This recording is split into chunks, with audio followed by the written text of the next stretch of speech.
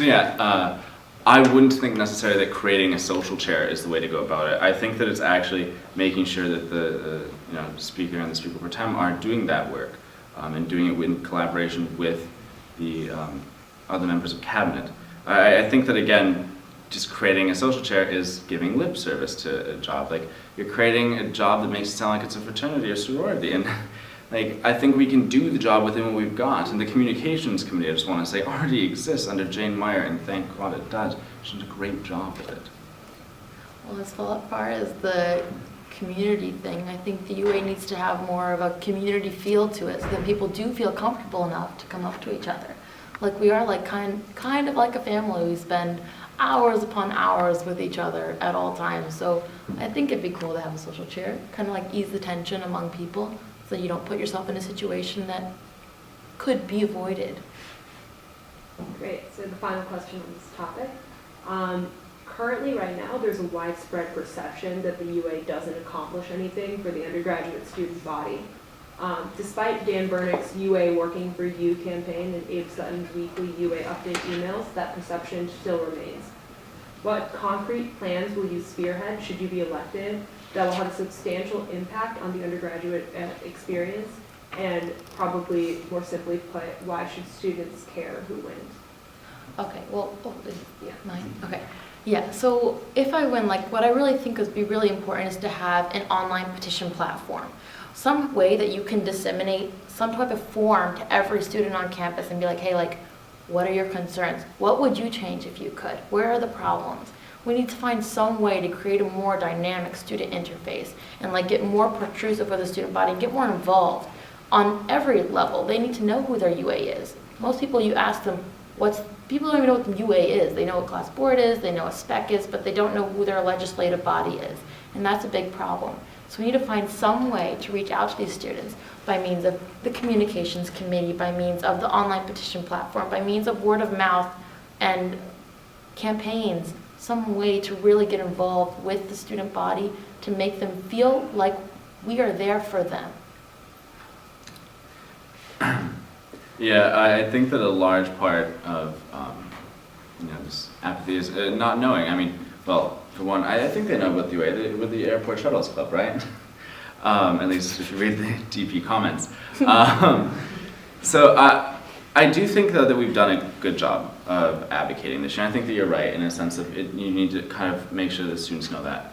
I may have said I disagree with the idea of like creating a new communications committee, but that's because I think in pushing work that like Jane as comm director this year and her two assistants, both Daniel and Robin did, they started UA Your Way, which was actually going out and sitting and pulling students in and talking about their issues and things that they want to see done and hearing what the UA has been doing. And I think that it's beyond just an electronic form. I think that it is that on the ground effort, which you kind of hit at as well. I think it's consistent between the two of us. Going out there in the campaigns. I think that they can be more substantive as well, like what you'd actually want to do. And that's why Joyce and I are running together again, is because we are running on very substantive kind of issues. We're saying specifically, look, we're not going to feed you this whole big grandiose platform. We're going to tell you these are our main things. These are 3 steps that we want to do in each one of these different areas, and that's how we can actually advocate for students and create the biggest change. And change that is noticed by students, more importantly. I guess you're right. Brought up UA Your Way. Got to bring up the Fun Caucus, started by Will Smith and Arjun Mahadevan. Well, I do agree. We have the same idea. I think it's a consensus among the UA body that there needs to be some way to get more student involvement and awareness of what the UA has and has to offer. Like our legal services. Like, did you know you could get legal services from UA? Probably not. But now if you watch this video, you do. Yeah, so we need to find some way to get really into the student body and let them know who we are and how we can help them and make them feel comfortable to come to us. Yeah, no follow-up, I think we agree. What would be your general approach to working with underrepresented groups on furthering their initiatives? Name an example of a past experience, if possible. Sure. So this is something I've actually been working on a bit. Obviously in my role in PRISM, and we've done a lot. There's sometimes a lot of pushback from the administration, especially smaller religious groups, in whether or not they get funding.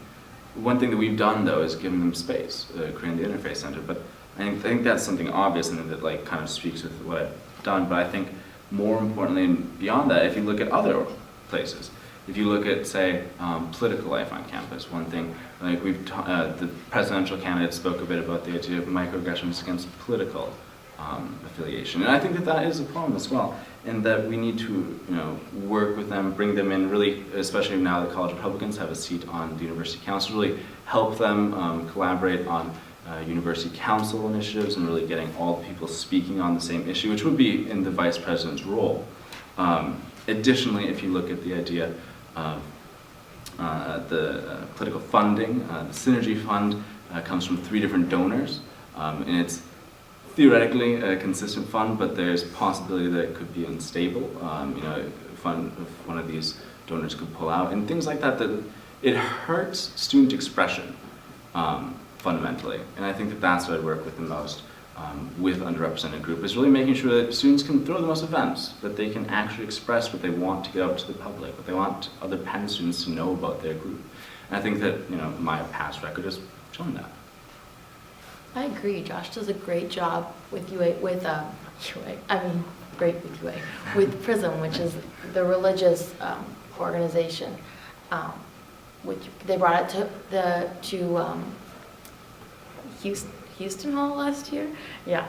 But I do agree that discrimination is a really big part of a problem on this campus, whether religious or political, and we need to really work together to find some way to alleviate that. I mean, discrimination is something and discrimination is an inherent part of culture, and it's not something that's going to be changed overnight, but it is something that we can work together to alleviate in certain factions, such as like policy changes, maybe putting pressure on the administrators to enforce equity among the faculty members.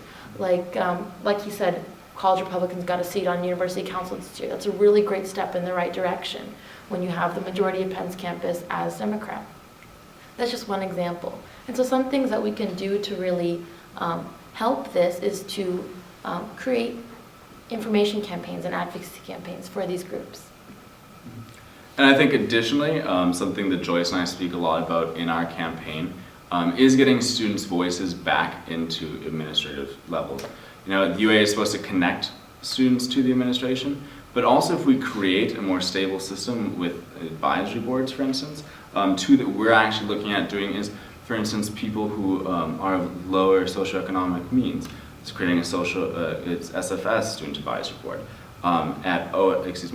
Office of Student Conduct could also probably use an advisory board so we can get more understanding about sexual assault and awareness rules. How do you plan on leading the University Council pre-meeting with the appointed representatives of mis- or underrepresented groups so that those groups can effectively reach their goals? So a big part of University Council is to make sure that those mis- and underrepresented groups' voices are heard. Of those groups this year, every member of the 5B got a seat, which is really great. And before that meeting should take place, we need to find some way to get everyone together. And how we can really facilitate the conversation there is to meet with them one-on-one individually before we come together and say, what are you guys thinking? Where are your thoughts? Where are your concerns? And then do this with every single group and then put them together, pool the thoughts, and then have a cohesive idea before you're going into the University Council meeting. So you have a really good idea of where everyone's sitting and standing and the ideologies going between them. Yeah, I'd agree with the lion's share of that. I think that luckily, the way University Council is structured, it's very specific, and usually that kind of issue can fall directly to one student group, and they're going to be the ones leading the charge. And for what I've seen in the past from sitting on University Council, what Gabe did, I think, a really good job on this year, was finding that one student group that was most affected by something and making sure that all the student groups were knowledgeable on the issue, the side that the undergrads were generally all on. Usually we came to consensus, and I think that I kind of can bring that some experience into bridging and creating consensus. As PRISM chair, I'm dealing with very divergent religious identities, and identities that are very important to an individual, very deep in them, that can fundamentally clash. And if there were any sort of disagreement at the university council, I think that, you know, I've gotten pretty good you know, background in being able to bring different ideas together and really at least help, you know, kind of find common ground. And with that, once we get all 16 undergrads speaking on that common ground, I mean, you can do pretty much anything on the university council. It's very fortunate that we all show up and that the student leaders do take their job so seriously on there. So yeah.